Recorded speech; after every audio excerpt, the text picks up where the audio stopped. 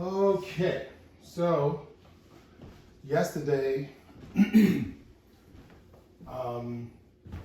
science, so you guys are both doing 6th grade science.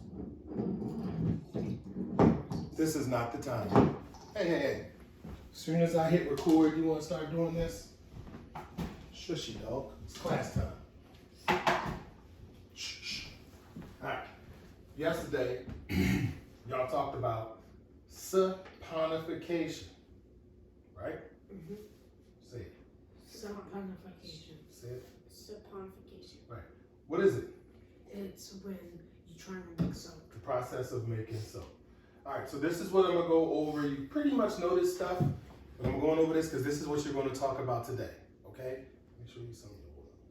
Pop it open. All right, the melting points. Understand this.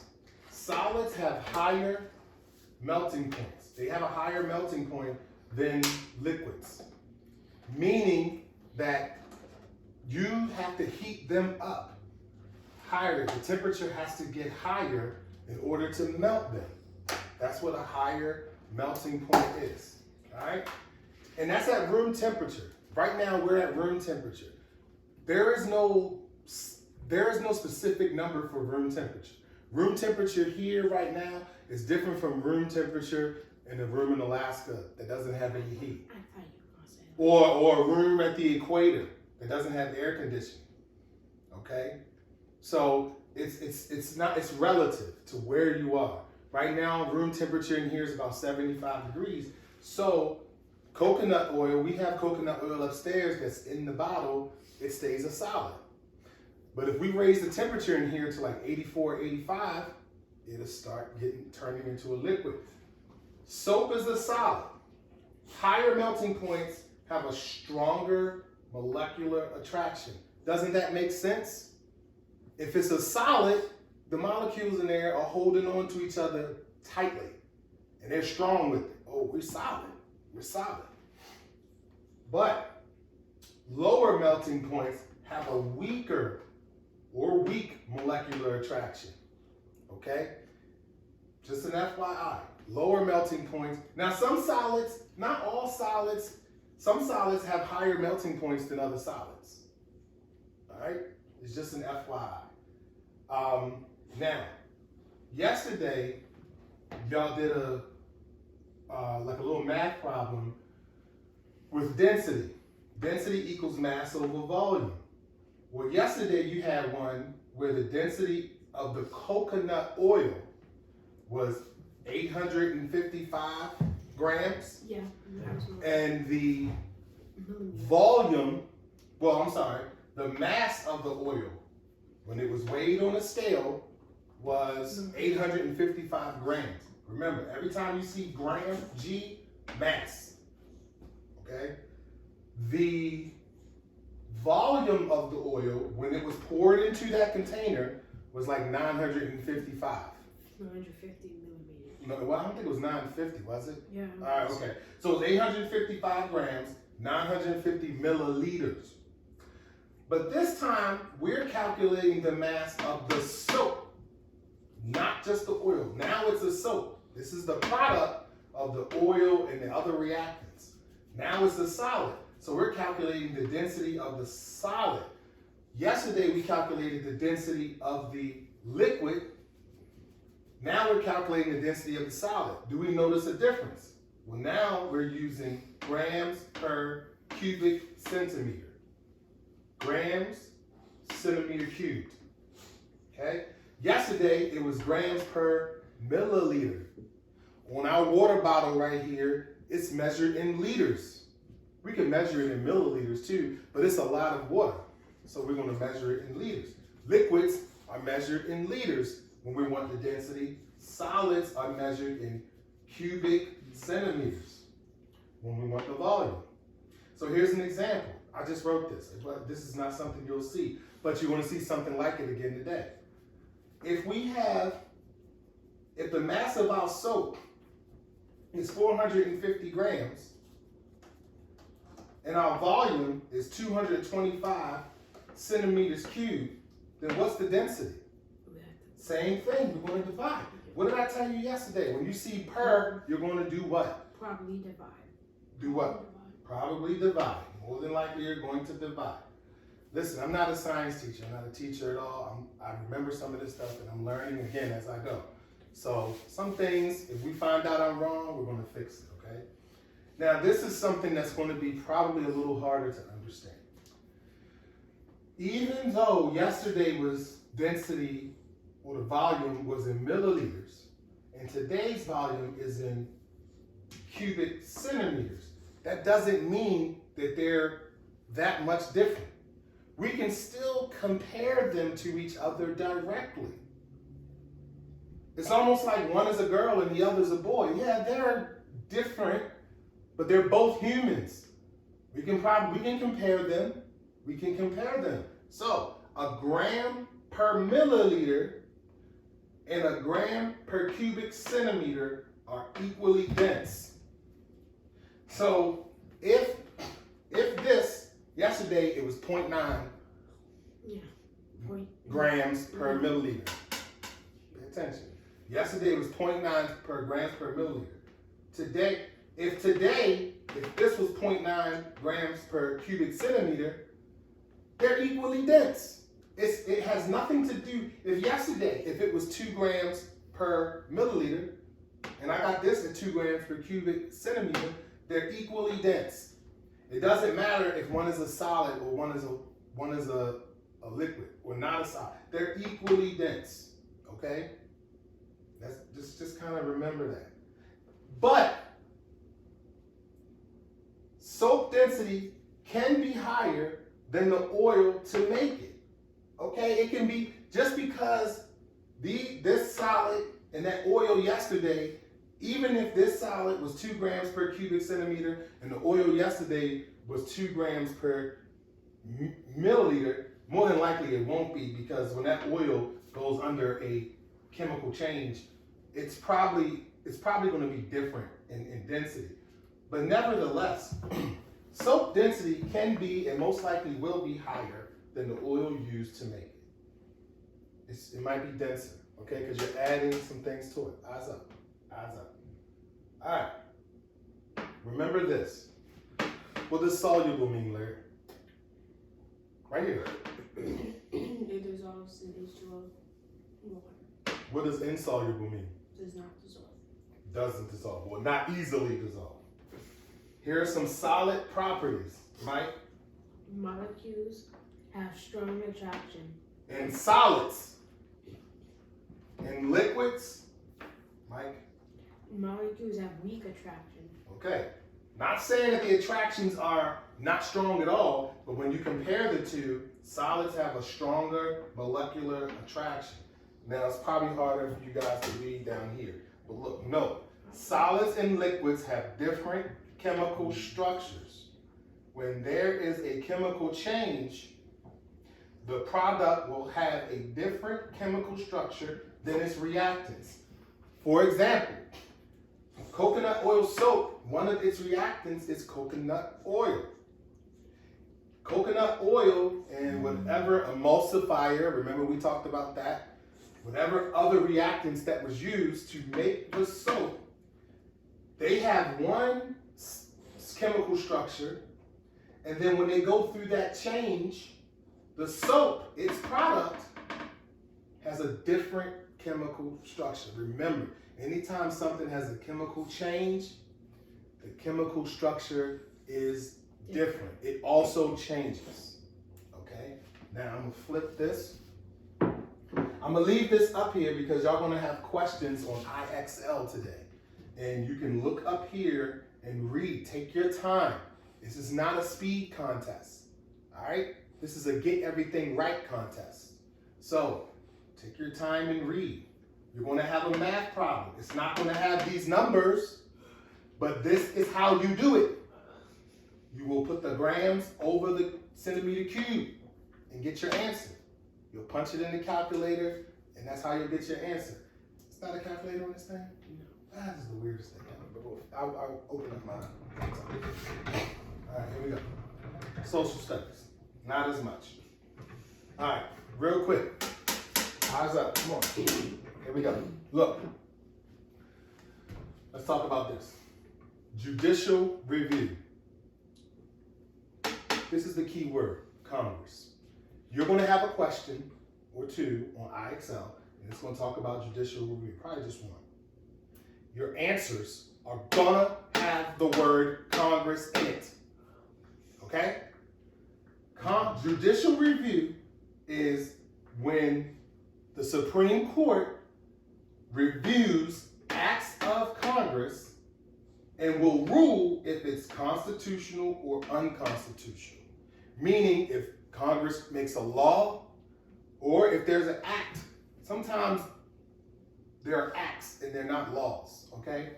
But nevertheless, whatever Congress says, if they say, hey, this is the new way we're going to do things in this country, SCOTUS can put it under judicial review and say, hey, that's either constitutional or unconstitutional.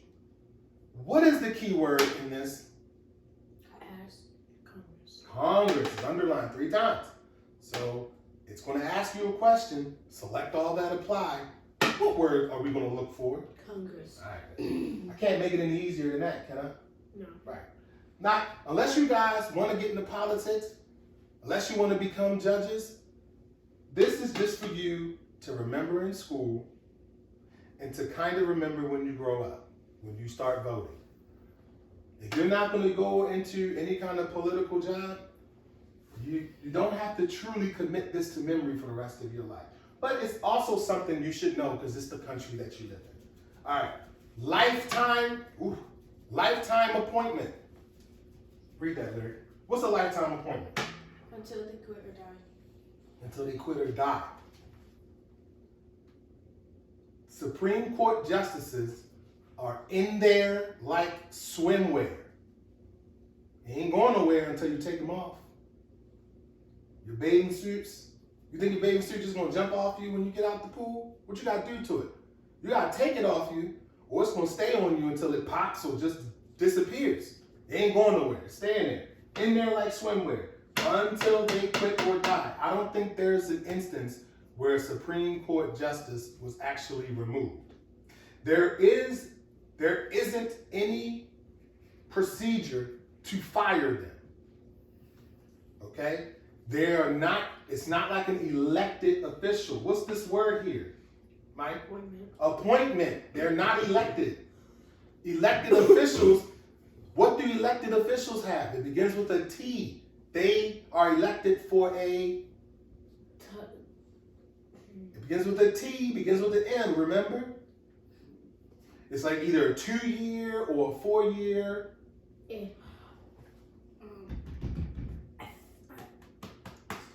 I used to always... Term.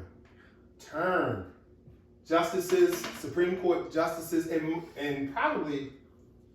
There are some judges that are elected. Because I see them on the ballots, I think, sometimes. But most judges are appointed. Federal judges, I believe, are appointed. And they're in there until they die. Now, that presents a problem sometimes. Because some people believe, and I was one of them until I reviewed this assignment. Some people believe that a lifetime appointment is problematic. You give someone lifetime, and you can never get them out of there? Oh my God. Then there's a whole lot of problems we can think about when that happens. But after me reviewing this, I thought of something. Here we go. One argument, you're going to see this as a question. All right? It fooled me. I don't want it to fool you. Here's one argument. Here's an argument for a lifetime appointment.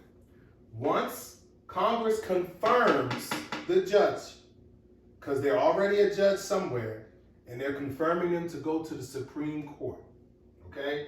Once they confirm them, the justice is in, he or she can rule on cases based on how he or she honestly feels. And you might be like, I don't understand, Dad. What do you mean, though? What I mean is, they don't have to worry about Congress coming back 2, 3, 4, 5, 10 years later. That's what it's saying down here. They don't have to worry about Congress coming back to, you know what? You ruled on one ruling that SCOTUS overruled themselves. We talked about this yesterday. They're the only ones that can change their mind. No one else can. They said abortion was, every person should have abortion access in this country. They said that in the 1970s. The case was Roe v. Wade. That was the case. They overturned that last year on their own because there were more liberal justices up there who said women have full rights of their body. And then the moment there were more conservative justices up there, they said, we'll let each state decide how they want abortion to be handled. Okay? They overturned themselves. Those conservative justices ruled on how they honestly felt. When they were being asked that same question by Congress during their confirmation, do you think they said, hey, I'm going to go in there and I'm going to overturn Roe v. Wade? Do you think they said that? No, they didn't say that. They kept quiet. They didn't say it. And they were asked. They said, what's the word? It sounds like president. Precedent. They were asked, even though it's not a law, do you believe in precedent by the Supreme Court? And the reason why they asked each justice that, mainly the conservative ones, the reason why they asked them was because a precedent was already set on abortion, Roe v. Wade, in the 1970s. They had already ruled on it. Remember the questions we had yesterday? If you have a ruling early on in the 1970s and 1960s, a later case can go back and look at and rule based off of what they said. And once they got more conservatives in, they went back and they looked and they said the justices at that time were wrong. We need to allow the states to make that decision, which ultimately leaves it up to the people.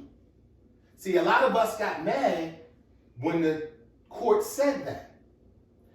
But what a lot of people don't understand, that put the law back into our hands. Now, whoever you vote for as your governor, your mayors, your state legislators, you got to make them say, hey, I want abortion legal or I want abortion illegal. Ohio wanted to make it illegal, but the people said, nope, put it on the ballot. Let us vote for it. And they forced them. Now it's in Ohio's constitution that they have to have free access. All right? They forced them to put it in their constitution. So not only did the Supreme Court overrule themselves and say the states now, they went off of precedent. When they were being confirmed, they said, oh yeah, we'll go by precedent. We're not going to touch it. They didn't even ask them specifically about Roe v. Wade. They just said, hey, we're going to stick to precedent. All of the new conservative justices said that. I can show you a recording. But the moment they had the majority, they went back on their word because they can't be removed. Based on that, they can't be removed. Now, if they break the law and it's proven, yeah, they could probably be removed. But I don't think we've ever had that yet. But now they're ruling honestly. This is exactly how I feel. Some people feel like a lifetime appointment is a bad thing. But the ones who feel that are the ones who are afraid of what the opposite party is going to do once they're in the position of majority. See, when people who consider themselves liberals, when there were more liberal justices on the Supreme Court, oh, lifetime appointments were fine. It's okay, because we're going to win every case. But then, with a few liberal justices, one of them, I think, resigned, a few of them died, and they died while a conservative president was in office. Well, guess what? The conservative president is going to appoint a conservative justice. Remember, I told you guys, that is a democracy. One side is not going to win all the time. You guys get in the car and you're trying to decide who sits shotgun. You can't decide all the time. So what you do, y'all do rock, paper, scissors, which is a form of basically voting. Y'all don't have three people. You can't, of course you're going to cast your vote for you, and you're going to cast your vote for you. Where's the tiebreaker? The tiebreaker is the rock, paper, scissors. Because you've already casted your vote. I want to sit in front all the time. I want to sit in front all the time. So the tiebreaker is rock, paper, scissors. One person can't win all the time. If I said, Mike, you sit up front all the time, Lyric will remember that when she gets older. It's not a big thing, but she would be like, why couldn't I get that? Or why couldn't we switch? That's the true democracy, guys. Right now, we have more conservative justices on the Supreme Court. Liberal folks don't like it. But before that, there were more liberal justices on the court, and the conservatives were eating it for about 30 or 40 years. Okay? This is what happens.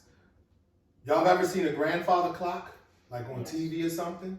Have you seen one, Larry? I don't know what that is. I've never heard the name. Okay, so a grandfather clock is like that. It's a clock, and it's not a clock that gets nailed to the wall. It's like it stands up by itself. It's like a big bed, but like smaller. Right. It stands up by itself in the room.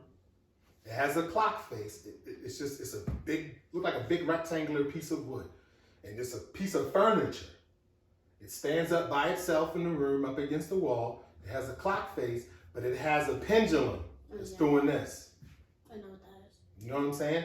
And that pendulum is helping the clockwork move. This is a democracy right here, the pendulum. That's exactly what it is. Sometimes it leans right, which is conservative. Sometimes it leans left, which is liberal.